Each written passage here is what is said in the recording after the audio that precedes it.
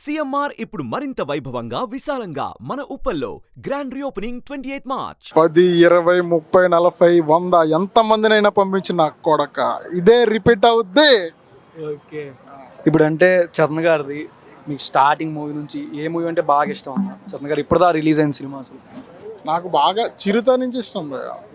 చిరుతలో కూడా ఫేవరెట్ అంటే ఆయన ఎక్స్ట్రాడినరీ యాక్టింగ్ అంటే రంగస్థలం.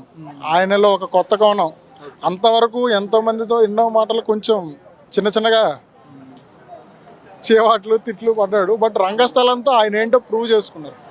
ఇది కదా మెగాస్టార్ కొడుకు అంటే, ఇది కదా చిరంజీవి గారి అబ్బాయిగా తనకు ఉండాల్సిన యాక్టింగ్ టాలెంట్ అని తనని తను చాలా మౌల్డ్ చేసుకొని ప్రూవ్ చేసుకున్నారు. ఓకే అన్న, ఇప్పుడు అంటే రామ్ చరణ్ గారి ఫేవరెట్ కలర్ వైట్ అన్న. White. Favourite food? Favourite food అంటే ఆయనకి సీ ఫుడ్, చేపలు అంటే బాగా ఇష్టం. ఫేవరెట్ హీరో ఎవరు? ఫేవరెట్ హీరో అంటే తండ్రి తర్వాత ఎవరైనా బాబాయ్ అని కూడా చెప్తారు అప్పుడు. సో అది ఇప్పుడు యాక్చువల్గా నేను చిరంజీవి గారికి బాగా పెద్ద ఫ్యాన్ని.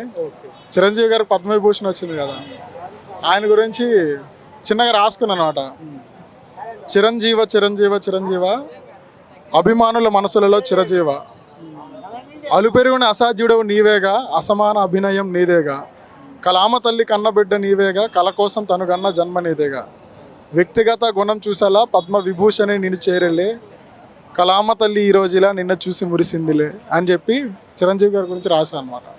ఓకే, బేసికల్గా నేను లిరిసిస్ట్ని. అంటే ఇక్కడ రావట్లేదు కదా, పొద్దున్న తిరుమలలో ఉన్నారు కదా రామ్ చరణ్ గారు. తిరుమల నుంచి ఆయన రావడానికి ఇక్కడ పెద్ద కష్టం అన్న. ఆల్రెడీ హైదరాబాద్లోనే ఉన్నారు ఆయన, వచ్చేసారు ఆల్రెడీ. బట్ ఇక్కడికైతే ఇప్పుడున్న ఇన్ఫర్మేషన్ అయితే చరణ్ గారు రారు, బట్ సాయి ధరమ్ తేజ్ అండ్ వరుణ్ తేజ్ వస్తారా అనే information.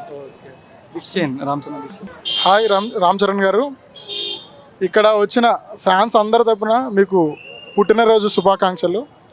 Many many happy returns of the day. Suman టీవీలో మీ పర్సనల్ అండ్ బిజినెస్ ప్రమోషన్స్ కోసం కింది నెంబర్కి కాంటాక్ట్ చేయండి.